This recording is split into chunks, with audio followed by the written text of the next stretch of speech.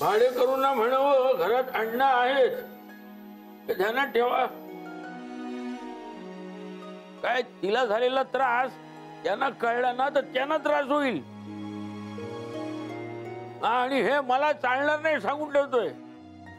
हे बघा, भाडेकरू समोर आहे तुमच्या, तुम्हीच काय ते सांगा. मी काही केलेलं नाहीये. हाच प्रॉब्लेम असतो आजकालच्या पोरांचा. तर तुम्ही उगाच काहीतरी बोलू नका हो. जय, तुझा बरं आत तिच्याशी बोलून घे. हो, आणि हे बघ, वेळेवरच जेवून घेऊया आपण. हा, मला प्रश्नांची उत्तरं मिळणार आहेत का? ती आत्ताच मिळायला हवी आहेत का? मिळतील नंतर.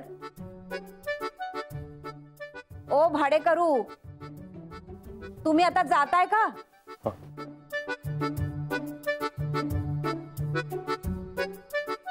मी विचारत होतो ना काय झालं ते. काहीही झालेलं नाहीये.